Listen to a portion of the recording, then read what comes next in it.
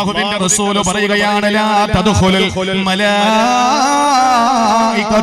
ബൈതൻ ഫീഹി കൽബുൻ വലാ തമാസീൽ.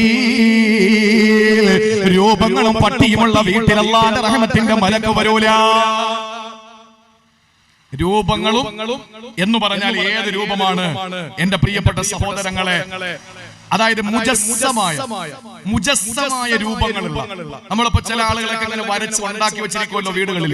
മുജസ്സം, ജിസ്മുള്ള മഹാരഥന്മാരായ സൂഫിയാക്കളായ പണ്ഡിതന്മാര് ഇതിനെയും എതിർത്തിട്ടുണ്ട്. ഏത് പ്രാവ് തൂറാൻ വേണ്ടി നമ്മളൊക്കെ ഫോട്ടോ കൊണ്ടുപോയിക്കൂല്ലേ അവളോടൊക്കെ, അതിനെയും എതിർത്തിട്ടുണ്ട് സൂഫിയാക്കളായ പണ്ഡിതന്മാർ, സൂക്ഷ്മതയുടെ പണ്ഡിതന്മാർ. മുജസ്സമായ ഫോട്ടോ എന്ന് പറഞ്ഞാൽ ജിസ്മുള്ള എന്ന് പറഞ്ഞാൽ തൊട്ട് നോക്കിയ മനുഷ്യനെ കണക്കിരിക്കും. ഒരു ബിംബം മാതിരി ഉണ്ടാക്കി വെച്ചിരിക്കുന്ന വീട്ടില് ഭർത്താവ് ഗൾഫിൽ പോയി, അങ്ങനെ ആരോ ഒരാള് ഭർത്താവിനെ ഉണ്ടാക്കി കൊടുത്തെന്ന് രാവിലെ കാണാൻ വേണ്ടിയിട്ട് വീട്ടിന്റെ മുമ്പിൽ ഇങ്ങനെ വെച്ചിട്ടുണ്ട്. എന്നാൽ ആ വീട്ടിൽ റഹ്മത്തിന്റെ മലക്ക് വരൂല. രൂപങ്ങളുള്ള വീട്ടിൽ റഹ്മത്തിന്റെ മലക്ക് വരൂല. ഇനി അഞ്ചാമതൊരു കാര്യം കൂടി വീട്ടിൽ ബറക്ക റഹ്മത്തിന്റെ മലക്ക്, അഞ്ചാമതൊരു സ്ഥലത്ത് കൂടി ശൈത്താൻ വരുന്നുണ്ട്. അതെവിടെയെന്നറിയോ?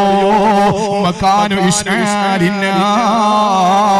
അത് പെങ്ങന്മാര് അടിവരയിട്ട് കേൾക്കണേ, തീ കത്തിക്കുന്ന സ്ഥലങ്ങളിൽ പിശാചുണ്ടെന്നാണ്.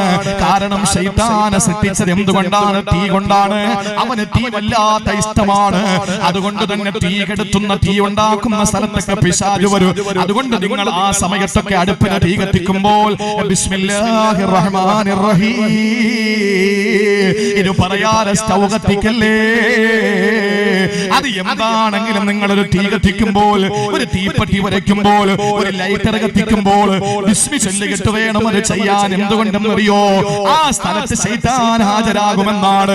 കാരണം ശൈത്താനെ സൃഷ്ടിച്ചിട്ടുള്ളത് തീ കൊണ്ടാണ്. ആ തീ അവന് വല്ലാത്ത ഇഷ്ടമാണ്. അതുകൊണ്ട് തീ ഉള്ള സ്ഥലത്തും ശൈത്താൻ വീട്ടിൽ വരുമെന്നാണ്.